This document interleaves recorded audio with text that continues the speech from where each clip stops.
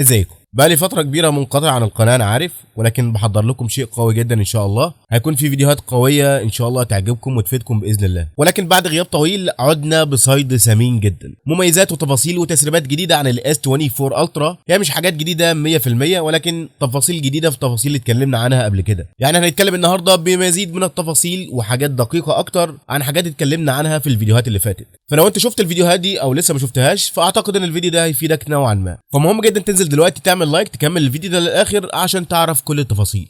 أنا لا أنساك فلسطين ويشد بي البعد، أنا في أفيائك نسرين، أنا زهر الشوك أنا الورد. مبدئيا تصميم الاس 24 الترا مش هيكون مختلف كتير عن الاس 23 الترا من ناحيه الشكل ولغه التصميم. نفس لغه التصميم تقريبا، نفس الشكل ونفس الملامح بدون اي تغييرات جذريه. اي نعم هيكون في تغييرات، ولكن تغييرات طفيفه جدا، وعشان التغييرات دي تغييرات مش جذريه فممكن ما تهمناش قوي في لغه التصميم بتاع الموبايل. تصميم الموبايل هيكون بالكامل من الازاز مع نفس الفريم الالومنيوم، الفريم المسطح بالكامل من فوق ومن تحت، بحيث انك لو ثبت الموبايل ده على اي شيء مسطح فالموبايل ده يقدر يقف عادي جدا من غير اي مشكله. مع نفس الايدج او الانحناء اللي في الظهر ده عشان نريح ايدك لمسكه الموبايل لفترات اطول، ايدك ما توجعكش لو مسكت الموبايل ده لفترات طويله. تصميم لطيف وشكله حلو، وبقى واحده من الحاجات او جينات الاس الترا بتاع سامسونج. بالاضافه ان الموبايل هيجي مع معيار IP68 لمقاومه المياه والاتربه بعمق متر ونص لحد 30 دقيقه. تصميم الفريم بتاع الالومنيوم مقاوم للسقوط والخدش، يعني مش سهل انه يتجرح بسهوله. بالاضافه لواحده من المميزات القويه بتاعه الموبايل ده اللي هي القلم او الاس بن، واللي مفيش اي تسريبات بتتكلم عن اي مميزات قادمه جديده في القلم ده. اي نعم التغييرات دي قد تكون موجوده، سامسونج ما اعلنتش عنها او مفيش تسريبات عنها لحد دلوقتي، ولكن مفيش اي معلومات بتقول ان الجزء المعين ده في القلم هيعمل شيء معين، او ان هيكون في ابجريد او تحديث في شيء معين في القلم او المميزات بتاعته. بعيدا عن تصميم الموبايل وتصميم الظهر بتاعه، فانت عندك هنا التصميم الامامي والشاشه والواجهه الاماميه. الشاشه هنا هتكون شاشه دايناميك اموليد 2X. الشاشه هتكون 6.8 انش كوادي اتش دي بلس 1440 في 3088 بكسل، وده اللي بيديك معدل كثافه بكسلات 500 بكسل لكل انش. طبقه الحمايه هنا هتكون كورنينج جوريلا جلاس فيكتور 3، بالاضافه لدعم الاتش دي ار 10 بلس، بالاضافه لدعم الريفريش ريت السريع جدا ال 144 هرتز. ودي واحده من الحاجات اللي هتخلي الموبايل ده موبايل مميز جدا للجيمرز والناس اللي بتلعب على الموبايلات. 144 هرتز هتديك اداء قوي جدا، هتديك سلاسه اكتر في الاستخدام، وبشكل خاص جدا في الالعاب اللي موجوده على الموبايل. معرفش الحقيقه ان كان في فعلا العاب بتدعم ل 144 هرتز على اعدادات وجرافيكس متوسطه مثلا، او ايا كانت الاعدادات. ما عنديش فكره واضحه بالظبط عن الموضوع ده، فلو اي حد فيكم عنده فكره عن الالعاب اللي بتدعم ال 144 هرتز على الموبايلات يكتب لنا تحت في الكومنتات. بالاضافه لتسريب تاني مهم خاص بالشاشه برضو، وهو معدل البرايتنس اللي موجود في الموبايل ده او معدل السطوع. الجيل اللي فات كان بيجي ب 1750 نتس في وضع الذروه او في البيك برايتنس او تحت اضاءه الشمس المباشره، ولكن الاس 24 الترا هيعلي عن الموبايل ده وهيجي مع معدل برايتنس بيوصل لحد 2500 نتس، على نفس خطى الفايند اكس 6 برو بتاع اوبو اللي كان بيجي ب 2500 نتس في معدل البرايتنس. ولكن الشاومي 13 الترا على الموبايلات دي كلها وقدم 2600 نتس، فمن المتوقع ان الاس 24 يقدم 2500 نتس،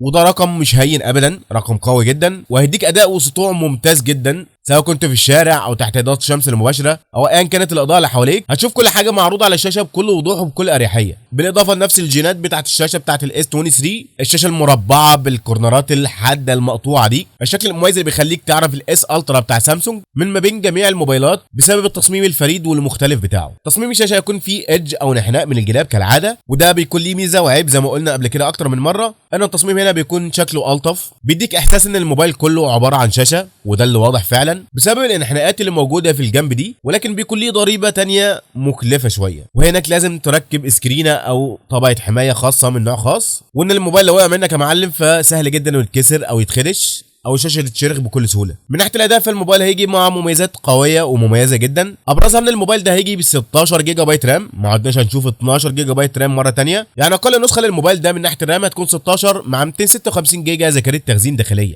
ونوع الذاكره هيكون يو اف اس 4.0، ونوع الرام هيكون LPDDR5X.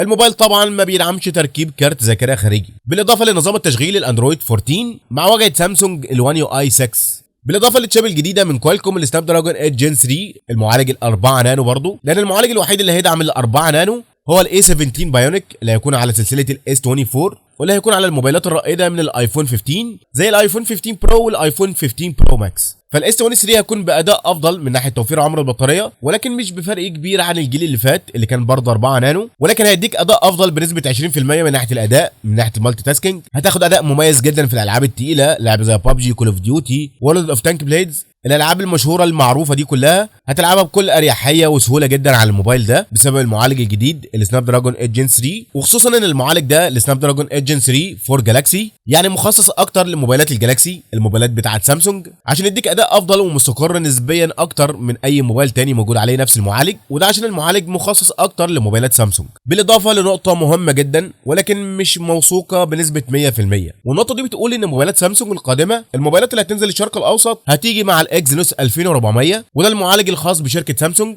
وان الموبايلات الموجهه لامريكا وكندا هي الموبايلات بس اللي هتيجي مع السناب دراجون 8 جن 3، ولكن المعلومات دي مش موثوقه بنسبه 100%، والمرجح بنسبه كبيره هيكون هو الحقيقه وهو اقرب للواقع. هنا الموبايل الفانيلا بتاع سامسونج الاس 24 هو اللي هيجي بالاكزينوس 2400. بقيه السلسله بقى زي الاس 24 بلس، الاس 24 الترا، هي الموبايلات اللي هتيجي مع السناب دراجون 8 جن 3. وبشكل عام ما تستهينش ابدا بالاكزينوس 2400 لانه معالج قوي جدا، معالج هيقدم اداء مميز جدا في الجي بي يو او في المالتي تاسكينج، وبيتغلب كمان على معالج قوي جدا من شركه ابل الاي 16 بايونيك، المعالج اللي كان موجود على الفئه البرو من الايفون 14، ال14 برو والبرو ماكس. الاكزينوس 2400 هتغلب عليهم في المالتي تاسكينج، فلك ان تتخيل ان المعالج ده هيكون اداؤه عامل ازاي. اكيد هيكون اداء مميز وقوي جدا. من ناحيه الكاميرات فالموبايل ده هيجي مع بعض التغييرات المهمه من ناحيه الاداء بتاع الكاميرات نفسها، مع الابقاء على نفس العتاد تقريبا من ناحيه الارقام. الكاميرا الاساسيه هتكون كاميرا 200 ميجا بكسل ب اف 1.7، كاميرا بتيجي بمستشعر 1 انش مع دعم الاو اي اس، مع دعم الاوتو فوكس ليزر، مع كاميرا تيليفوتو بيريسكوب 10 ميجا بكسل بتعمل 10 اكس زوم اوبتيكال من غير ما تخسر اي تفاصيل في الصوره، ودي اللي كانت بتعمل 100 اكس زوم في الجيل اللي فات الاس 23،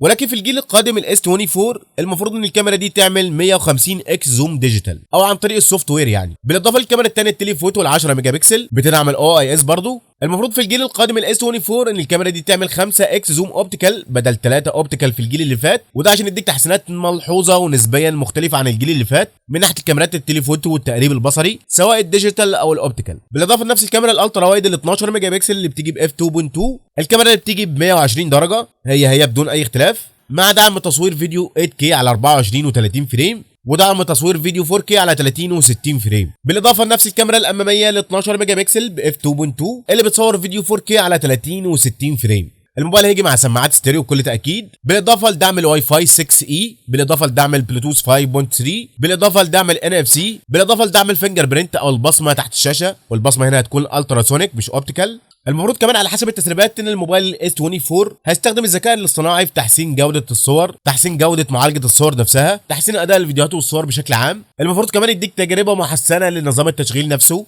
للواجهه بتاعه سامسونج من خلال مميزات زي التعرف على الكلام ومميزات تانية مختلفه من ناحيه النظام والاداء ونظام التشغيل بتاع الموبايل نفسه. المفروض كمان يديك اداء افضل من ناحيه توفير اكتر في عمر البطاريه، وده عشان يديك اداء اطول من المعتاد بسبب الذكاء الاصطناعي، ولكن دي كلها تسريبات لحد دلوقتي ما نعرفش عنها حاجات بشكل قاطع. ممكن تكون فعلا هتيجي مع الاس 24 وممكن تيجي مع الاس 25، ما نعرفش تفاصيل اكتر عن الموضوع ده لحد دلوقتي. واحده من التحسينات القويه جدا القادمه مع الاس 24 الترا وهي البطاريه والساعه بتاعتها وقدره الشحن بتاعت الموبايل، والتسريبات دي طلعت صحيحه بنسبه كبيره جدا، وان سامسونج هتستخدم نظام تصميم مختلف عن نظام البطاريات المعتاد، وده نظام اسمه البطاريات المكدسه، نفس النظام اللي مستخدم في العربيات الكهربائيه والسيارات الكهربائيه. وزي ما انت شايف كده في الصوره اللي على الشمال البطاريه العاديه، البطاريه التقليديه، في فجوات طبعا في تكوين البطاريه نفسه وفي حجم البطاريه، في فراغات وفجوات كبيره في البطاريه بتاعت الموبايل غير مستخدمه او غير مستغله تماما بسبب التصميم المخروطي بتاع التصميم بتاع البطاريه او اللفائف بتاعت البطاريه نفسها اللي بتكون جوه قلب البطاريه نفسه. ولكن اللي على اليمين ده هو البطاريه الجديده او البطاريه المكدسه، ودي نفس التقنيه اللي مستخدمه في العربيات الكهربائيه. وزي ما انت شايف الجاب او الفراغ صغير جدا، وده اللي المفروض يديك سعه اكبر للبطاريه مع الاحتفاظ بنفس الحجم، وده اللي بينعكس بشكل مباشر على عمر البطاريه والاستهلاك بتاعها. والمفروض ان التحسينات دي هتزود عمر البطاريه بنسبه 10%، يعني المفروض البطاريه القادمه في الاس 24 اللي هتكون 5000 ملي امبير هي فعليا هتكون بقدره 5500 ملي امبير مش 5000 ملي امبير بس. في نقطة كمان مهمة جدا اتكلمت عنها قبل كده واتهاجمت كتير جدا، وهي سرعة الشحن بتاعة الموبايل اللي كنت بتكلم عنها في فيديوهات فاتت عن الاس 23 الترا والاس 22 الترا، ان الموبايلات دي سرعة الشحن بتاعتها اللي هي 45 واط قليلة جدا. والناس الفان لشركة سامسونج هاجموني بكل ضراوة وبدأ يقولوا نفس الحاجة المعروفة بتاعة ان سرعة الشحن الكبيرة بتفسد عمر البطارية. يعني من اول جالاكسي نوت 10 بلس في 2019 وسامسونج بتستخدم ال 45 واط ما غيرتهاش لسه لحد دلوقتي. واخرهم طبعا كان الاس 23 الترا، ولكن على حسب التسريبات الجديده ان سامسونج هتستخدم 65 واط بدل 45 واط في الجيل اللي فات، ودي طبعا هتكون نقله كبيره جدا وحاجه مميزه في الموبايل القادم، وحاجه كنت بتكلم عنها في فيديوهات كتيره جدا فاتت، وبقول ان سامسونج لازم تقدم شحن قوي بدل 45 واط اللي بقى شيء مستهلك جدا وبقى شيء غير مناسب في الوقت اللي بنشوف فيه موبايلات بسرعات شحن خزعبليه 120 و160 و200 واط، ارقام قويه جدا. ف 65 واط رقم مميز جدا بالنسبه للوقت اللي انا فيه دلوقتي، رقم مناسب وبيتماشى جدا مع سرعات الشحن الخزعبليه اللي بنشوفها. فاتمنى من كل الناس اللي كانت بتقول ان سامسونج بتقدم 45 واط عشان تحافظ على عمر البطاريه تقول لنا تحت في الكومنتات دلوقتي ايه رايهم في التغيير ده. شيء مهم كمان مرتبط بنفس سرعه الشحن وبنفس البطاريات المكدسه او النظام الجديد بتاع البطاريات اللي هيكون في موبايلات سامسونج، هو ان البطاريات المكدسه وسرعه الشحن ال 65 واط هتقتصر على الموبايل الاس 24 الترا بس. الاس 24 بلس هيستخدم نفس سرعه الشحن ال 45 واط مع استخدام نفس البطاريات العاديه، نفس البطاريات المعروفه التقليديه جدا بتاعت الموبايلات. والاس 24 الموبايل الصغير هيجي مع شاحن 24 واط، ولكن في افضل الاحوال على حسب التسريبات ان لو كان في تغييرات جذريه هتكون بس من ناحيه سعه البطاريه، وان الاس 24 بلس هيستخدم نفس البطاريه المكدسه وهيستخدم نفس الشحن ال 45 واط هو بدون اي اختلاف. يعني في احسن الاحوال بشكل عام الاس 24 الترا والاس 24 بلس هيجوا مع البطاريات المكدسه مع دعم الشحن السريع ال 65 واط للاس 24 الترا بس. وفي اسوأ الاحوال الاس 24 الترا بس هو اللي هيجي مع بطاريه مكدسه مع الشحن السريع ال 65 واط. ما تنسوش تقولوا لي رايكم تحت في الكومنتات بخصوص الموبايلات دي، الجديد المميز من وجهه نظرك في الموبايلات الجديده من شركه سامسونج، ولازم تقولوا لي رايكم تحت في الكومنتات بخصوص سرعه الشحن القادمه في الموبايلات دي، سرعه الشحن اللي هتكون اخيرا 65 واط بدل 45 واط اللي شفناها من ايام الجالاكسي نوت 10 بلس. بس كده دي كانت كل حاجه عن الاس 24 الترا والموبايلات القادمه من سامسونج. اكتبوا لي كل الاراء بتاعتكم تحت في الكومنتات، وفي فيديوهات قويه جدا ان شاء الله هتعجبكم الفتره اللي جايه، فما تنسوش تعملوا سبسكرايب هنا في القناه وتفعلوا زر الجرس عشان يوصلكم الفيديوهات الجديده اول ما تنزل. بس كده اشوفكم الفيديو اللي جاي، سلام.